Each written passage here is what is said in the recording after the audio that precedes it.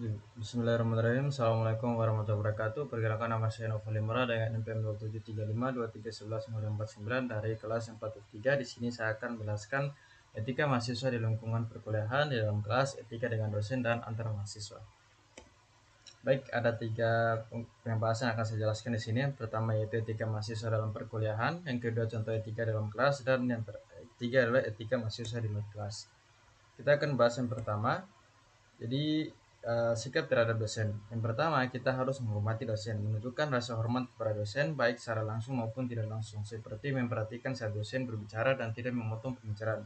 Jadi ketika dosen sedang berbicara di depan atau menjelaskan sesuatu, kita itu harus menghormati dengan cara tidak berbicara dengan teman sebelah kita atau bermain pendapat mereka tanpa nilai atau menunjukkan sikap tidak sopan.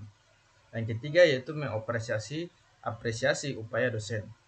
Kita memberikan apresiasi terhadap usaha dosen dalam mengajar, seperti dengan memberikan feedback positif atau menunjukkan rasa terima kasih secara verbal. Berikutnya, sikap terhadap sesama mahasiswa. Kita harus menghargai pendapat teman, mengakui dan menghormati perspektif berbeda dari sesama mahasiswa, dan tidak menyela atau merendahkan pendapat mereka dalam diskusi.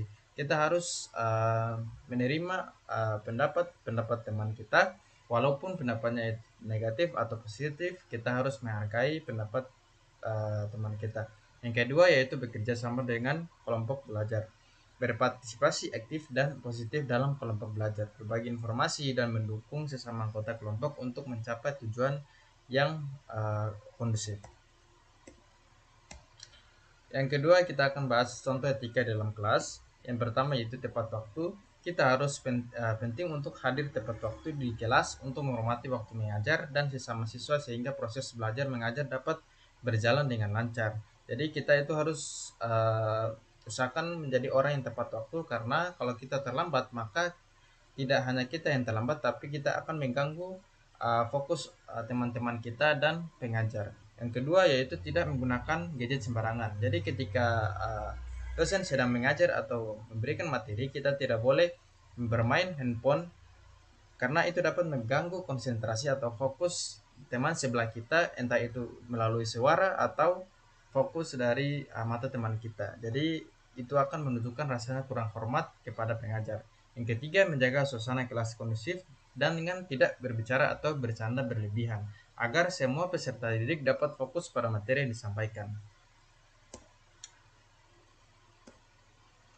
Baik, kita lanjut etika mahasiswa di luar kelas.